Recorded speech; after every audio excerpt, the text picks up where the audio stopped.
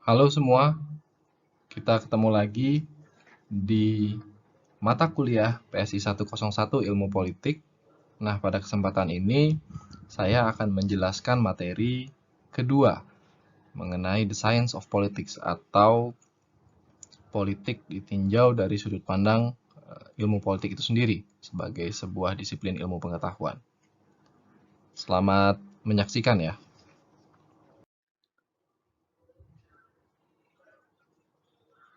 Pada pertemuan sebelumnya kita sudah mendiskusikan bahwa politik itu adalah sebuah proses ya, proses di mana em, aktor sosial itu mengatur bagaimana cara mereka berinteraksi atau bertahan hidup. Nah, ada 3 hal utama dalam aktivitas tersebut. Kalau kita lihat ya, pertama, politik kemudian dipahami sebagai sebuah proses produksi, distribusi, dan penggunaan sumber daya yang berkaitan erat dengan eksistensi manusia. Lalu berikutnya adalah sumber daya itu sifatnya terbatas. Sumber daya yang terkait dengan eksistensi manusia itu sifatnya terbatas. Nah, dengan sumber daya yang terbatas ini, manusia itu memiliki secara naluriah, manusia itu mempunyai hasrat eh, yang tidak terbatas.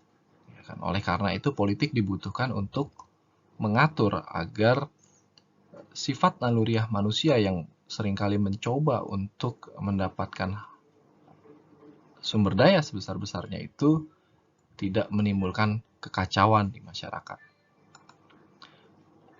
Untuk kemudian mendistribusikan itu, maka kita butuh kekuasaan. Ya.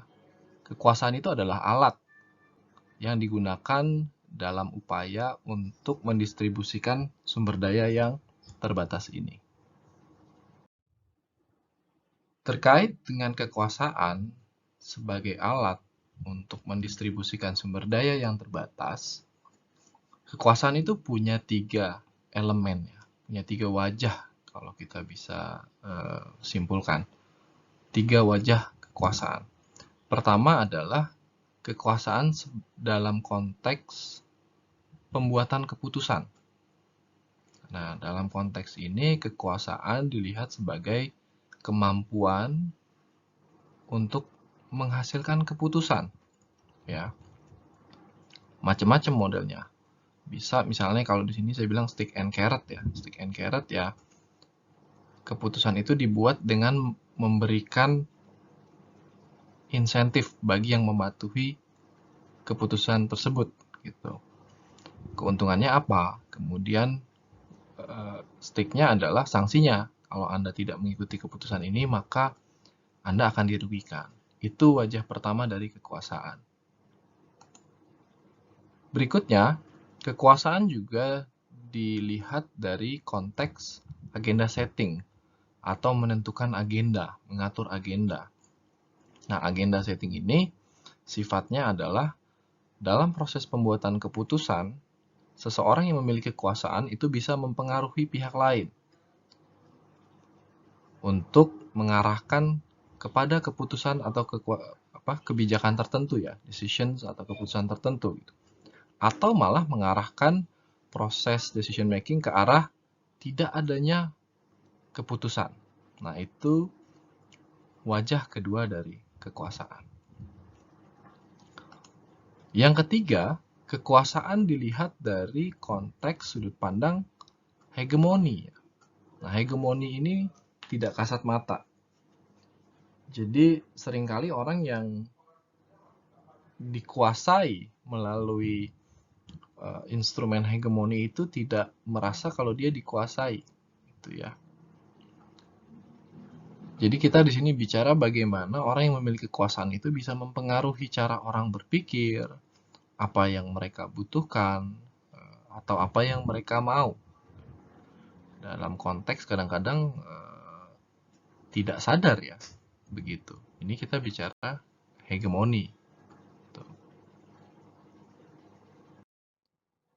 Nah, Jika sebelumnya kita sudah mendapatkan pemahaman bahwa politik adalah kegiatan atau proses untuk mendistribusikan sumber daya yang terbatas, lalu juga pemahaman bahwa kekuasaan itu adalah alatnya ya dalam proses menegosiasikan distribusi sumber daya yang terbatas itu, maka berikutnya kita akan berdiskusi mengenai apa sih ilmu politik sebagai sebuah disiplin ilmu.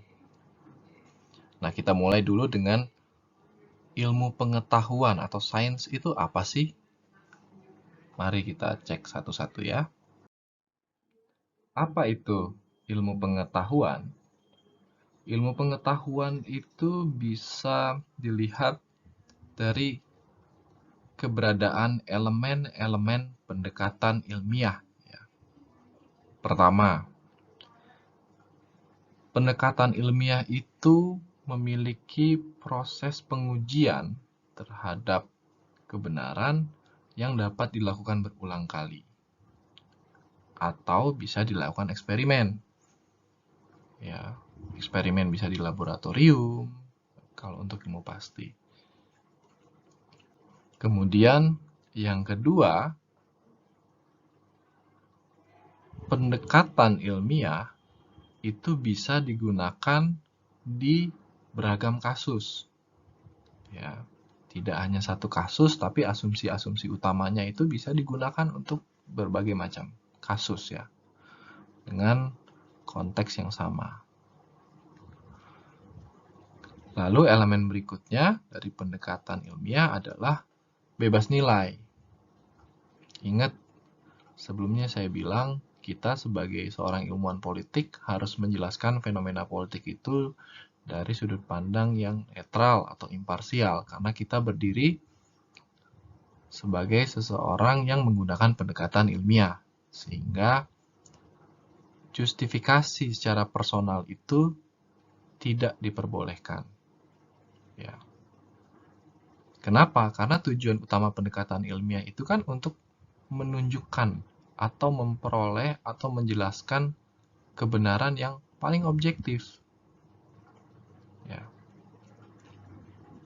Nah, dalam ilmu sosial, seringkali kan orang ngomong, wah, kan sosial itu, interaksi manusia itu sifatnya tidak pasti. Betul, faktanya seperti itu. Tapi kita harus selalu berupaya untuk mendapatkan penjelasan yang paling objektif terhadap fenomena sosial politik tersebut. Itu ya. Jadi tidak terbawa pada konteks kasus yang kita bahas. Elemen berikutnya adalah kejujuran. Nah, pendekatan ilmiah itu harus jujur. Kita tidak bisa kemudian memodifikasi temuan, memodifikasi data, hanya mewawancarai orang-orang yang menurut kita prediksi kesimpulannya akan A, B, atau C, atau D. Tidak bisa. Kita harus jujur. Kalau semangatnya adalah mendapatkan penjelasan yang objektif dan seutuh-utuhnya, maka data yang diperoleh juga harus data yang objektif. Orang yang diwawancara juga harus sifatnya holistik, tidak hanya satu pihak ya. Pihak yang lain yang terlibat dalam satu fenomena tersebut juga diwawancara atau diamati. Nah, ini juga prinsip penting dalam ilmu pengetahuan ya, baik itu ilmu sosial ataupun ilmu pasti ya, ilmu alam. Kita tidak boleh berbohong. Salah boleh, tapi bohong itu sangat tidak sebuah perbuatan yang sangat-sangat tidak mulia dalam pendekatan ilmiah. Makanya nanti dalam penulisan ilmiah kita tidak boleh melakukan plagiarisme atau seringkali copy paste tuh dari sumber-sumber internet di copy paste saja, tidak dicantumkan sumbernya. Nah, itu bohong. Sebuah kebohongan dan itu tidak bisa diterima dalam disiplin ilmu apapun. Elemen yang terakhir dari pendekatan ilmiah adalah dia harus reliable. Reliable dalam artian karena misalnya pengujian yang kita lakukan itu bisa dilakukan berulang kali dan bisa dilakukan di kasus yang sama, maka penjelasan yang kita buat pun bisa diuji oleh orang lain atau dilakukan oleh orang lain.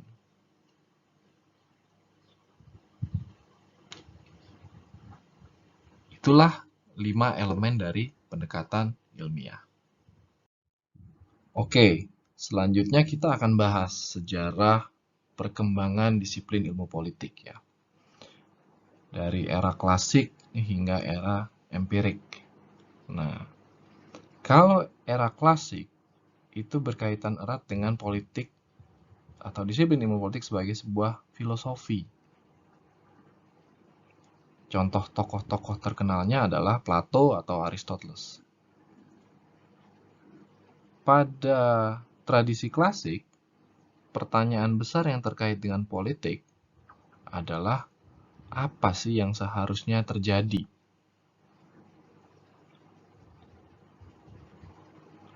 Apa sih kondisi idealnya? Sehingga pemikiran-pemikiran politik pada tradisi klasik itu banyak bicara tentang hal-hal yang sifatnya normatif. Bagaimana sih kondisi masyarakat ideal? Seperti apa sih kondisi pemerintahan yang ideal? Dan juga karena sifatnya normatif atau preskriptif, seringkali hasil pemikirannya itu berbentuk rekomendasi atau malah penilaian subjektif ya atau individu. Nah, ini awal perkembangan disiplin ilmu politik pada era tradisi klasik.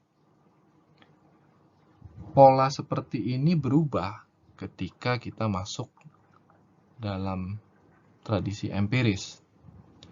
Ada Niccolo Machiavelli, ada Montesquieu, kemudian ada David Hume. Nah, pada tradisi empirik, pertanyaan besar dalam disiplin ilmu politik adalah apa fenomena ini? Pertanyaan apa fenomena ini itu menyiratkan sebuah tradisi ilmu politik yang bersifat deskriptif. Kalau tadi klasik itu memberikan sebuah kondisi normatif, kalau ini dia cukup hanya mendeskripsikan, menjelaskan, menganalisa fenomena sosial politik tertentu. Tradisi empirik inilah yang kemudian menjadi awal mula ilmu politik sebagai sebuah pendekatan yang lebih ilmiah. Tradisi empirik mempromosikan atau mendorong agar ilmu politik itu menganut paradigma positivistik. Dalam artian, dia mengikuti metode yang ada dalam ilmu alam atau ilmu pasti. Ada eksperimen, kemudian ada observasi. Jadi intinya untuk menjelaskan satu fenomena sosial politik itu, maka seorang ilmuwan itu harus berkaca pada asumsi-asumsi teoritik dan menguji hipotesis. Lewat apa? Lewat observasi, pengumpulan data. Ya. Kalau sebelumnya di era klasik lebih banyak ke pemikiran filosofis dan mungkin dia tidak terlalu banyak pada observasi, kalau pada empirik dia lebih banyak pada observasi. Faktanya apa sih yang terjadi di lapangan? Itulah tonggak awal bagaimana disiplin ilmu politik itu menjadi sebuah atau mengadopsi pendekatan yang lebih ilmiah.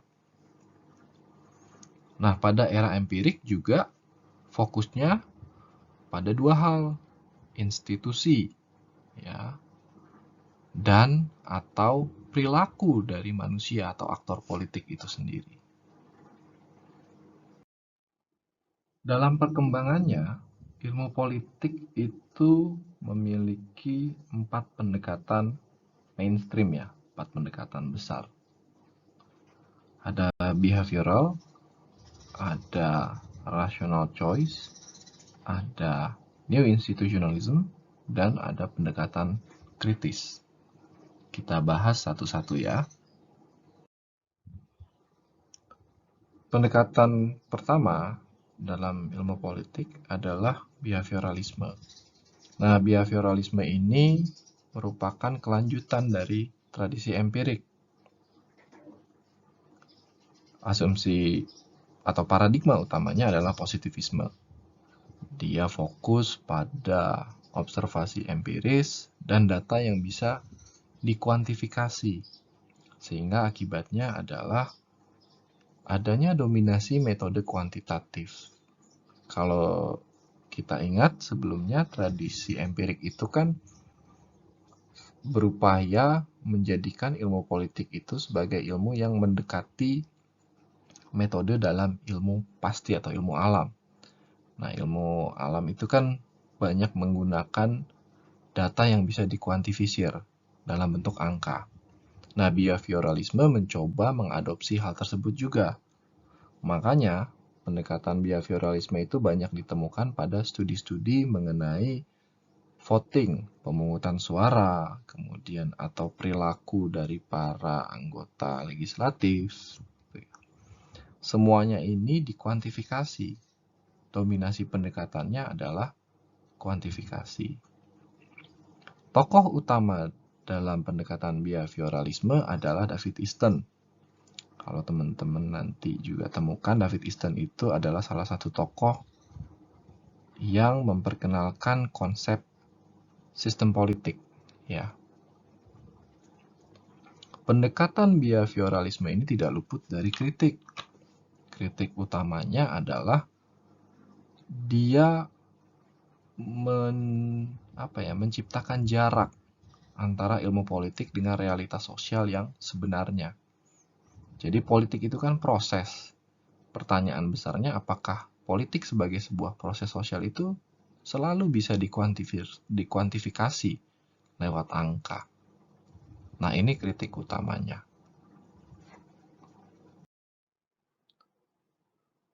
Kemudian pendekatan yang kedua adalah rational choice. Rational choice itu merupakan sebuah pendekatan yang terinspirasi dari berkembangnya ilmu ekonomi ya, khususnya mikroekonomi. Jadi fokus utamanya adalah asumsi bahwa manusia itu pasti makhluk yang rasional. Ya kan? Apa itu rasional?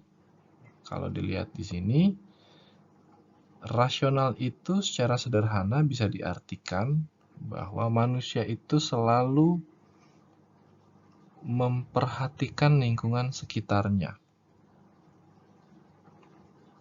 Ya kan? Itu yang penting, pertama. Dan kedua, manusia itu punya preference. Punya ranking kebutuhannya apa. Atau punya opsi ketika dihadapkan pada pilihan-pilihan kebutuhan. Dan manusia akan melihat ke kondisi sekitarnya. Kira-kira ranking 1 atau opsi 1 dalam kebutuhan saya itu mungkin atau enggak. Nah, itu aspek rasional yang dimaksud.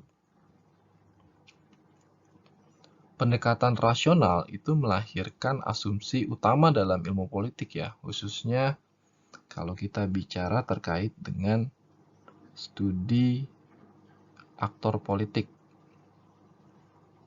Jadi, Barry Ames sama Barbara Geddes itu dengan menggunakan pendekatan rational choice, keduanya membangun sebuah asumsi bahwa yang namanya aktor politik atau politikus, baik itu legislatif, presiden, ataupun perdana menteri, itu punya interest atau kepentingan yang paling utama adalah untuk survive secara politik, untuk bertahan secara politik. Nah, bertahan ini ada dua. Satu, bertahan di posisi politik yang sekarang, dalam artian misalnya kalau presiden, dia bertahan dari kemungkinan kudeta, atau dia impeach ya, dimakzulkan. Itu yang pertama, bertahan di posisi politik yang tengah diduduki. Atau yang kedua, berupaya agar dipilih kembali, re-election.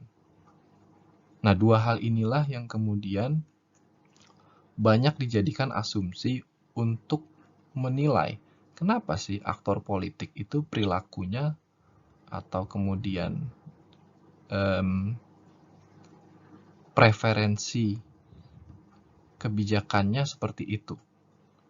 Pertimbangannya selalu itu.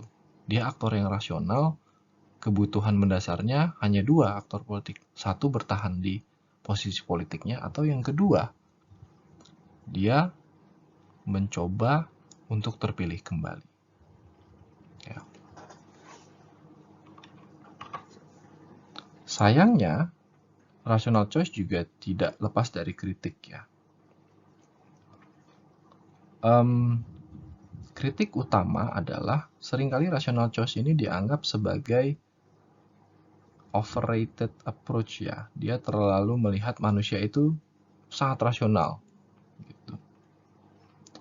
Padahal faktanya terkadang manusia itu satu, tidak memiliki preferensi yang bertingkat gitu. Tidak semua manusia punya preferensi yang punya rankingnya gitu ya, rank order preference. Atau manusia itu punya kemampuan untuk mengolah informasi tentang lingkungan sekitarnya yang terbatas juga. Gitu. Bisa jadi karena kemampuan dia personal atau kemudian karena informasi itu memang terbatas. Gitu ya. Nah, ini kritik utama terhadap pendekatan rational choice. Kalau tadi pendekatan rasional itu fokus pada aktornya ya, manusianya, maka muncul alternatif pendekatan lain dalam ilmu politik. Yang ketiga, neo-institutionalism. Neo-institutionalism itu berkembang awal tahun 90-an di Amerika. Kalau New Institutionalism itu fokusnya, sesuai namanya, dia berfokus pada institusi. Institusi itu apa sih? Institusi itu bisa bentuknya sebuah lembaga atau kemudian organisasi ya. Tapi secara mendasar, institusi itu isinya kan peraturan. Jadi kalau teman-teman bayangkan institusi keluarga, di keluarga kita masing-masing kan ada peraturan, ya kan? Mungkin di keluarga yang satu ada aturan bahwa nggak boleh pulang ke rumah lebih dari jam 9 malam. Atau di keluarga yang satu nggak boleh lebih dari jam maghrib lah, misalnya maghrib udah harus di rumah, gitu ya. Nah ini peraturan kan, institusi keluarga itu punya peraturan. Ada peran ayah, ada peran ibu, kakak, adik dalam keluarga. Dan karena dia aturan, maka dia bisa diprediksi. Ya. Jadi kalau kondisinya seperti ini, aturannya seperti ini, maka hampir mungkin yang akan kejadian itu seperti ini. Gitu. Nah, institusi ini juga dikenal sebagai rules of game. Ya. Aturan mainnya seperti apa. Gitu. New institutionalism fokus pada bagaimana sih aktor politik itu perilakunya itu dipengaruhi oleh institusi. Dan sebaliknya, bagaimana sih institusi itu dipengaruhi oleh perilaku aktor. Jadi New Institutionalism itu melihat bahwa institusi itu dibentuk oleh kebutuhan aktornya.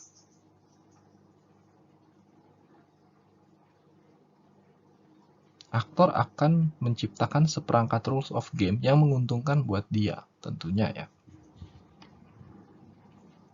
Dan institusi juga menyediakan seperangkat peraturan yang kemudian memberikan keuntungan bagi aktor-aktor yang ada dalam institusi tersebut.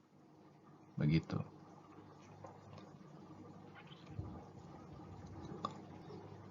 New institutionalism itu punya 3 varian. Pertama, sociological institutionalism.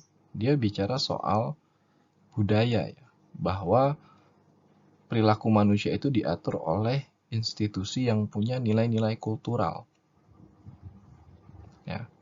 Contohnya misalnya di Indonesia, seringkali beberapa literatur soal gaya kepemimpinan di Indonesia itu kan diadaptasi ya dari gaya kepemimpinan misalnya raja-raja di Jawa. Clifford Geertz misalnya pernah melakukan penelitian soal itu. Benedict Anderson yang paling banyak ya bukunya yang terkenal itu ada membahas soal bagaimana sih sebenarnya nilai kultural itu mempengaruhi gaya kepemimpinan seorang presiden di Indonesia dan akhirnya menjadi satu rules of game bagi lembaga kepresidenan di Indonesia. Itu pada era Pak Harto ya. Lalu varian yang kedua, rational choice institutionalism. Strategic action. Nah, ini bicara bahwa institusi itu diciptakan oleh para aktor untuk memberikan benefit kepada mereka. Dan kalau misalnya benefitnya kurang, maka aktor punya kecenderungan untuk mengubah rules of game dalam institusi itu. Varian terakhir adalah historical institutionalism. Historical institutionalism bicara bahwa institusi itu sifatnya bukan abadi, tapi lock-in. Jadi sekali rule of game itu terbentuk, maka untuk mengubahnya akan sulit. Kenapa? Karena dia sudah mendistribusikan benefit atau keuntungan bagi orang-orang di dalamnya. Dan mengubahnya itu tentunya membutuhkan cost yang besar. Manusia itu kan seringkali tidak siap dengan perubahan. Kenapa kita tidak siap dengan perubahan? Karena perubahan itu selalu menimbulkan ketidakpastian kan? Kita lebih nyaman dengan kondisi yang sekarang. Kenapa? Karena udah pasti. Misalnya, saya nggak mau kuliah deh misalnya, mau bisnis gitu. Tapi kan berbisnis itu adalah sebuah ketidakpastian gitu. Maka seringkali udah kuliah aja. Karena berdasarkan catatan sejarah misalnya orang yang kuliah itu bisa dapat kerja dan bisa memulai bisnis sendiri. Gitu. Nah ini hal-hal ini sebagai contoh aja ya. Hal inilah yang kemudian menjadi dasar dari historical institutionalism. Contoh lainnya juga misalnya keyboard komputer. Coba kalian perhatikan. QWERTY. Itu kan rules of game. Ini kalau kita pikir-pikir dari mana sih orang? Kenapa nggak bikin sesuai abjad aja ya? A, B, C, D, E, F, G. Mungkin bisa diubah. Tapi nggak ada orang yang mau. Karena mengubah itu membutuhkan sebuah proses adaptasi dan ketidakpastian. Artinya gini, kalaupun diubah, apakah orang akan mengetik lebih efektif di keyboard? Nah, itu pandangan historical institutionalism. Dia melihat institusi itu mengandung status quo dan lebih kepada kondisi yang stabil. Ya. Kritiknya terhadap institusionalisme baru adalah dia seringkali memperlakukan aktor politik itu tidak bebas. Jadi dipengaruhi oleh institusional konteks di mana dia berada. Jadi seolah-olah yang namanya aktor itu tidak bisa berperilaku di luar konteks institusinya. Karena lagi-lagi kita kan belajar ilmu sosial ya. Ada banyak hal, fenomena yang kadang-kadang di luar prediksi. Bisa jadi aktor politik itu berperilaku di luar pakem institusinya. Nah, ini kritik terhadap institusionalisme baru ketika dia menjelaskan fenomena sosial politik tertentu. Pendekatan yang keempat dalam ilmu politik adalah pendekatan kritis atau pendekatan teori kritis ya, biasanya dikenal. Nah, teori kritis ini berkembang seiring dengan berkembangnya pemikiran neo-Marxis yang tumbuh subur di Jerman. Ya, jadi ada Frankfurt University itu ada beberapa pemikir atau ilmuwan-ilmuwan neo-Marxis muda yang kemudian merasa bahwa satu, ilmu pengetahuan itu terlalu kaku gitu ya. Dia dianggap kemudian tidak bisa memberikan manfaat yang optimal terhadap masyarakat. Yang kedua, mereka berpandangan juga di satu sisi karena neo-Marxis, apa yang neo, mereka mengkritik pemikiran Marxisme. Pemikiran Marxisme itu terlalu berandai-andai. Bagi kalangan neo-Marxis, seharusnya kalau Anda ingin melakukan kegiatan emansipatoris atau mengangkat harkat dan martabat orang yang tertindas, maka lakukanlah lewat pengetahuan. Itu yang paling real. Nah, ini yang mendasari berkembangnya teori kritiknya, critical theories. Ada dua karakteristik dari pendekatan kritis dalam ilmu politik. Pertama, emansipatoris sifatnya. Ilmuwan yang kemudian menggunakan pendekatan teori kritis itu sedari awal sadar bahwa upaya mereka menjelaskan fenomena itu merupakan bagian dari upaya untuk men-challenge ya, status quo politik gitu. Dalam artian tujuan utamanya adalah membangun kesadaran bahwa status quo itu membuat beberapa orang tertindas. Nah, itu yang mencoba dilakukan oleh ilmuwan pendekatan kritis. Karakter yang kedua adalah post-positivisme. Nah, post-positivisme ini begini, kalau tadi 3 pendekatan sebelumnya positivis, artinya mendekati ilmu alam ya, dalam upaya untuk menjelaskan kebenaran. Kalau pendekatan teori kritis itu dia beyond positivism. Jadi mereka melihat bahwa yang namanya kebenaran sejati itu tidak lain adalah sebuah produk dari hubungan kekuasaan. Ya. Jadi siapa yang berkuasa dialah yang kemudian bisa membentuk realitas atau kebenaran sosial itu. Itu pandangan post-positivisme. Jadi mereka selalu berupaya untuk melihat ada apa sih di balik satu kebenaran yang objektif itu, yang diklaim objektif. Seperti apa sih relasi kekuasaan di balik kebenaran objektif itu? Oleh karena itu, pendekatan kritis ini menawarkan sesuatu yang sangat berbeda ya dari ketiganya. Sebagai pendekatan post-positivisme, mereka tujuan utamanya ya adalah membongkar sebenarnya relasi kekuasaan di balik objective truth itu, gitu.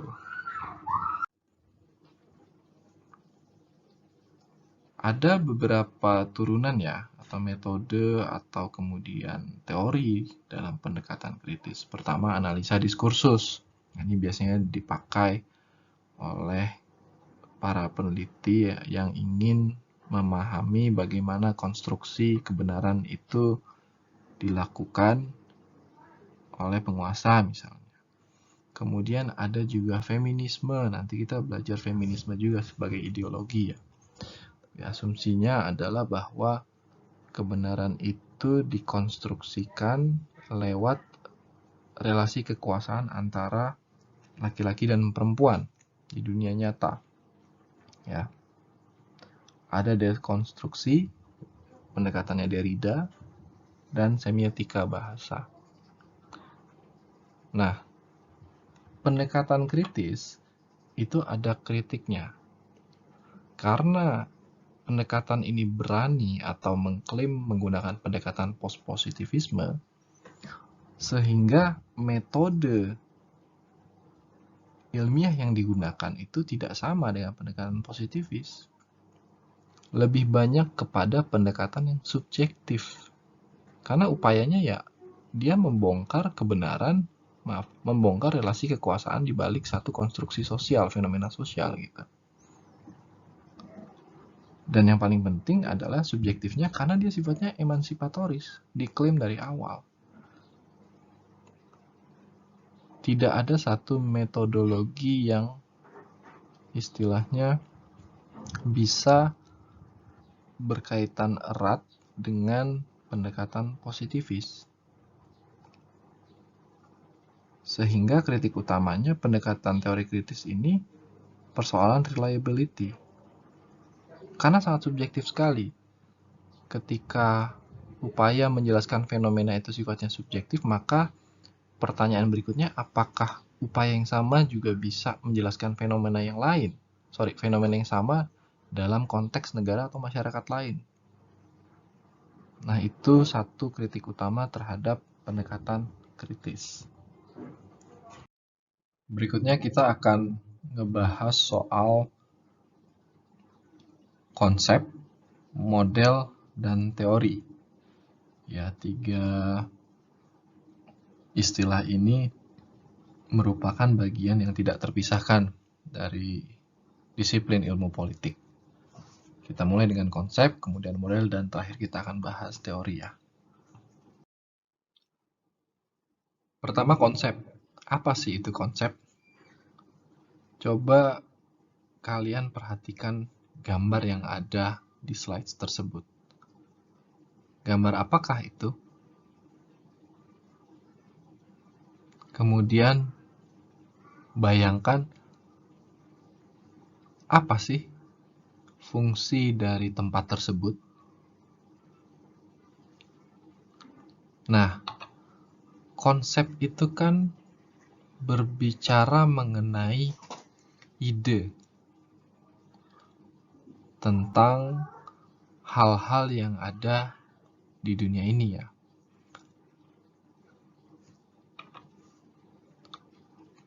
Dalam perspektif tersebut, konsep itu memberikan atribut terhadap sebuah objek. Misalnya kalau dilihat di atas, itu kan kalau dilihat ada beberapa konsep di situ. Pertama itu gedung, ya. Gedung apa kalau kita lihat? Oh, gedung DPR. Ada atribut yang melekat terhadap definisi gedung DPR. Itu kan gedung kura-kura yang ikonik ya untuk DPR gitu. Gedung kura-kura istilahnya, gedung ikonik ya. Nah, gedung DPR ini kan punya atribut sebagai tempat di mana para legislator bekerja ya. Jadi kalau kita lihat gedung DPR, kita lihat gambar ini, yang kebayangnya langsung gedung DPR.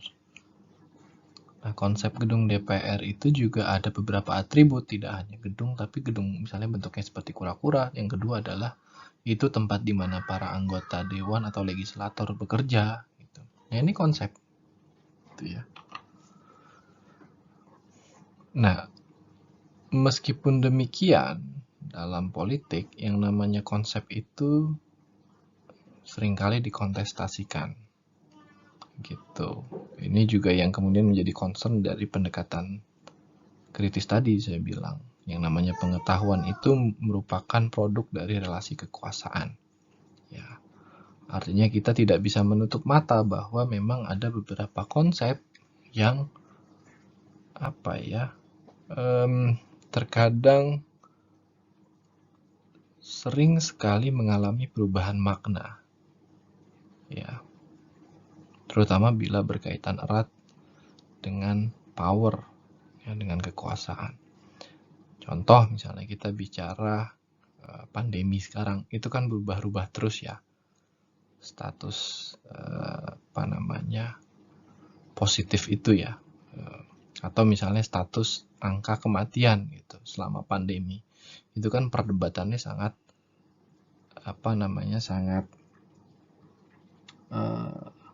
sangat pelik ya. Ada yang bilang misalnya angka kematian itu harus berdasarkan pasien suspek, atau ada yang bilang harus berdasarkan ya yang benar-benar sudah terbukti positif. Jadi kalau orang yang meninggal bukan karena dia sebelumnya positif COVID, ya nggak usah dianggap sebagai angka kematian COVID gitu. Contested ya. Itu yang harus dipahami, bahwa konsep itu dalam realita politik itu sebuah hal yang sering kali dikontestasikan. Setelah konsep, istilah berikutnya adalah model ya. Model itu kumpulan dari konsep. Ya. Walaupun kemudian kumpulan konsep ini digabungkan sehingga menghasilkan satu konsep baru. Nah, contohnya kayak gini nih, gambar ini adalah gambar ide awal tentang teori sistem politiknya David Easton. Jadi kalau dilihat, Easton itu menempatkan ada banyak sekali konsep. Pertama, ada yang namanya lingkungan atau environment. Ya. Lalu ada yang namanya input, bentuknya demands atau support. Kemudian luaran dari sebuah sistem politik itu adalah decisions atau kebijakan. Itu disebut juga output. Nah, ini kan konsep ya. Kalau dilihat seperti ini, model itu berbicara tentang jejaring konsep ya, atau ide ya, yang saling berhubungan, yang digunakan untuk menjelaskan sebuah proses politik atau fenomena sosial politik. Nah, model berguna karena konsep dengan sendirinya itu tidak cukup untuk menjelaskan satu fenomena sosial politik. Atau misalnya gini deh, kita nggak usah jauh-jauh ke fenomena sosial politik. Contohnya, kalau misalnya orang lapar, ya, kita bikin model orang lapar itu seperti apa. Kan ada banyak konsep di situ. Satu, misalnya, kalau secara biologi bisa misalnya kadar gula darahnya rendah. Satu, konsep pertama. Dua, dari konsep ekonomi misalnya kita ambil. Lagi tidak punya uang. Dua, itu bisa menjelaskan kenapa orang lapar. Tiga, misalnya, dari sisi sosial mungkin ya, lifestyle mungkin. Lagi diet gitu. Nah, ini ada 3 konsep untuk menjelaskan satu fenomena orang lapar saja. Bayangkan. Sehingga kita mampu menjelaskan satu fenomena itu secara menyeluruh. Ya. Nah, dalam politik kita juga dituntut untuk membuat model seperti ini. Namanya macam-macam, bisa model, bisa skema analisa, alur berpikir, nanti kalau teman-teman nulis tugas akhir. Tapi intinya adalah ini sekumpulan konsep yang saling berkaitan. Tujuannya apa? Untuk menjelaskan fenomena tertentu. Dan satu hal yang harus diingat adalah membuat sebuah model sebisa mungkin model yang sederhana itu yang paling mudah dipahami kan. Semakin sederhana sebenarnya semakin mudah kita menjelaskan suatu kejadian. Ya, kalau semakin rumit tentunya satu, mungkin kita sendiri akan kebingungan. Dua, yang melihat konsep kita juga akan bingung, ini kok banyak panahnya, banyak kotaknya, gitu kan, banyak buletannya. Semakin membingungkan. Jadi kalau dari saya, tips ya, kalau nanti teman-teman bikin model atau skema analisa alur berpikir, bikinlah sesimpel mungkin sehingga orang yang tidak paham politik pun bisa setidaknya punya gambaran umum ketika melihat gambar model yang kalian bikin. Oh, begini yang dimaksud oleh si peneliti misalnya atau si penulis. Nah, ini model ya. Berikutnya kita bahas soal teoris. Jadi tadi sudah ada konsep, unit terkecilnya, kemudian ada model, kumpulan hubungan antar konsep yang kemudian akan diuji kebenarannya. Sekarang ada teori. Ya. Nah, teori ini sebuah model yang mungkin lebih advance. Dalam artian gini, dia sudah diuji beberapa kali. Kalau tadi kayak orang lapar kan kita ada 3 konsep tuh. Nah, itu udah diuji beberapa kali sehingga teori orang lapar itu digunakan oleh orang untuk menjelaskan kenapa orang lapar. Gitu. Karena dia udah sistematis, sudah digunakan oleh berbagai macam orang gitu untuk menjelaskan orang lapar. Dan model kenapa orang lapar itu menjadi referensi utama bagi banyak orang. Nah, itulah yang disebut dengan teori. Ya, sebuah penjelasan yang sistematis dari data empirik atau fakta ya. Dan karena dia sudah diuji berulang kali, maka teori itu seringkali diekspresikan dalam bentuk sebuah pengetahuan yang sudah sahih, yang sudah teruji. Reliable knowledge. Itu teori. Nah, teori ada 2. Model itu adalah teori juga, tapi formatnya mikro. Ada juga yang namanya makro teoris. Nah, makro teoris itu biasanya berkaitan dengan paradigma. Jadi paradigma ini kalau kalian bayangkan itu apa ya? Kalau saya melihatnya simpel gini, paradigma itu cara pandang atau pendekatan terhadap dunia sosial yang mau diteliti. Ya. Jadi kalau di hubungan internasional misalnya, ada paradigma misalnya realisme atau liberalisme ya kan, atau konstruktivisme. Itu kan sejatinya menjelaskan bagaimana sih para ilmuwan itu melihat dunia yang akan ditelitinya. Ya kan? Kalau paradigmanya realis, dia melihat bahwa ya kalau menurut realis yang namanya dunia internasional ini dunia yang chaos ya, anarkis. Negara tuh, masing-masing negara tuh hanya peduli pada dirinya sendiri. Tuh misalnya. Kalau liberal itu melihat bahwa negara tuh sebenarnya nggak egois gitu. Sejarah membuktikan bahwa sejak lama negara-negara itu bekerja sama secara ekonomi. Sehingga paradigma liberal percaya bahwa cooperation itu adalah bagian yang paling paling mendasar dalam dunia internasional. Nah, kalau konstruktivis beda kan, dia tidak kemudian berdiri di sisi realis, melihat negara-negara itu egois atau liberalis, tapi dia melihat pada konteks. Bagaimana sebenarnya hubungan internasional itu dikonstruksikan oleh para aktornya masing-masing lewat ide, lewat values. Ya. Itu gambaran umum ya. Untuk penjelasan lebih mendalamnya nanti kan dapat di mata kuliah hubungan internasional ya. Tapi kita belajar politik. Kalau di politik misalnya paradigmanya itu contohnya adalah paradigma kita bisa ngambil dari sosiologi ya. Mungkin yang paling mendasar adalah konstruktivis juga ada. Jadi berbicara bahwa realita politik itu